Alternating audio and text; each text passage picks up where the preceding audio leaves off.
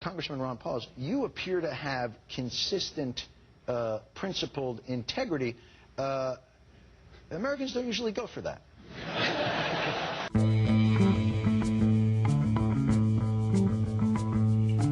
How are you going to stand out tonight? Well, I guess just telling the truth like I did last time.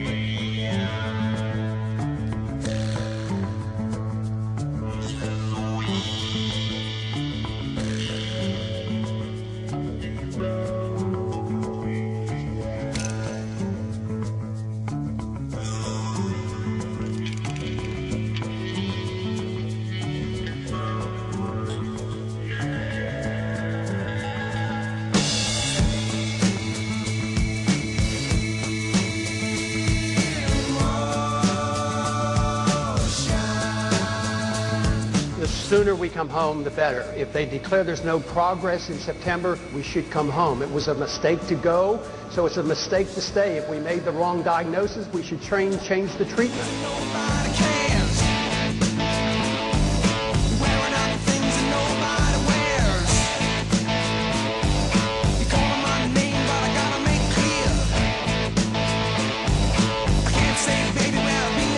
The biggest incentive for them to take upon themselves the responsibility is just for us to leave. We don't need to lose 100 men and women every month who want it done. You want them to take over, you've got to give them an incentive. So I think we should immediately stop patrolling the streets. That's a policeman's job. It's not the work of the Army.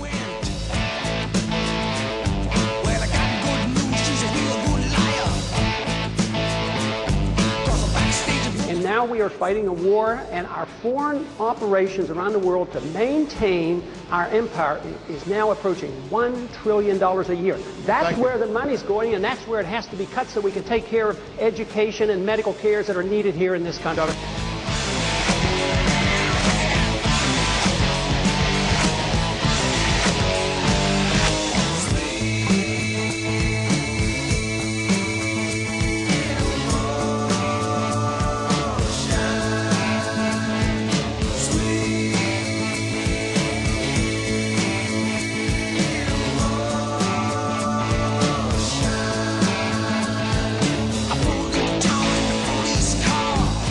I mean, we've got a pretty good economy going here, right? I mean, we've got productivity soaring. We've got retail sales that are strong. We've got corporate earnings that, for what, the 19th quarter are up double-digit.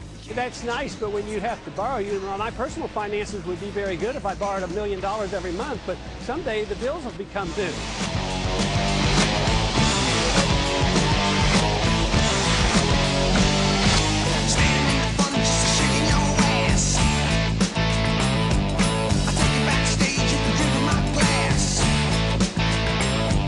And border security is important. And we've talked about amnesty, which I'm positively opposed to. But one thing that has not been mentioned here, which I think is very, very important, if you subsidize something, you get more of it. So we subsidize illegal immigration. We reward it by easy citizenship, either birthright or amnesty. But we force our states and our local communities to pay for the health care and pay for the education. But if we had a truly free market economy, the illegal immigrants would not be the scapegoat. We would probably need them and they would be acceptable. But because of economic conditions, they have become the scapegoat.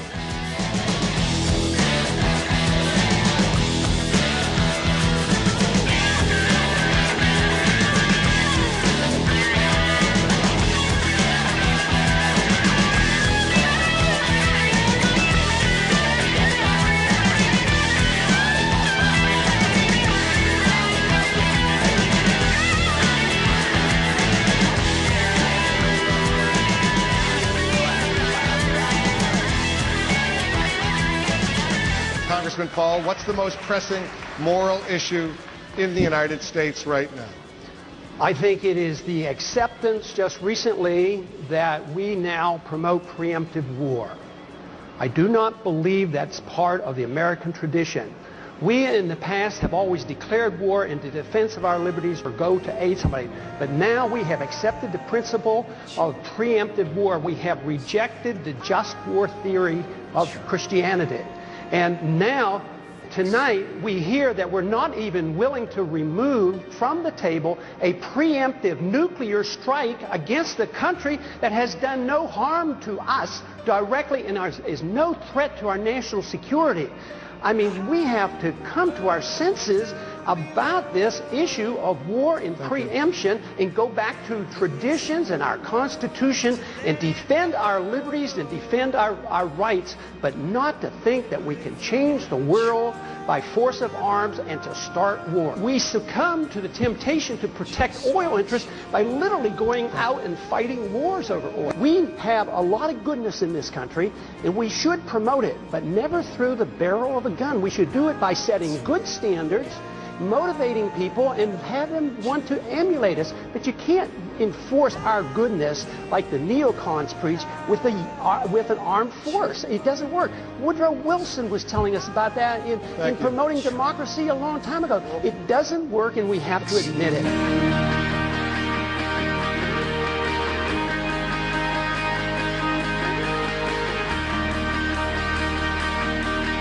That we just don't need more laws determining religious things or prayer in school. We should allow people at the local level. That's what the Constitution tells us. We don't need somebody in Washington telling us what we can do because we don't have perfect knowledge.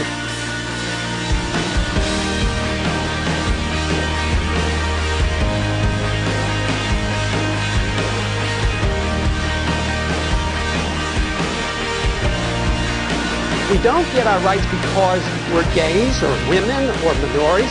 We get our rights from our Creator as individuals. So every individual should be treated the same way.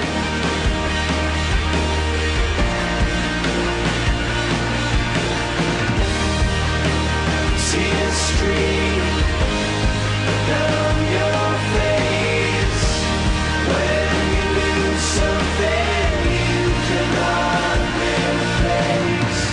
If America was a smarter country, wouldn't you be leading in the polls? I would introduce this novel idea that we ought to follow the Constitution. There are still a few Americans that believe in it. A humble foreign policy, no nation building, don't police the world. The purpose of government is to protect the secrecy and the privacy of all individuals, not the secrecy of government.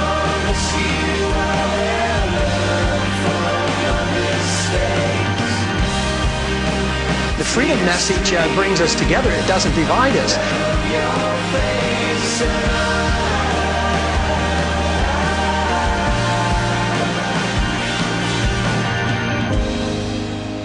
Lights will guide you home and ignite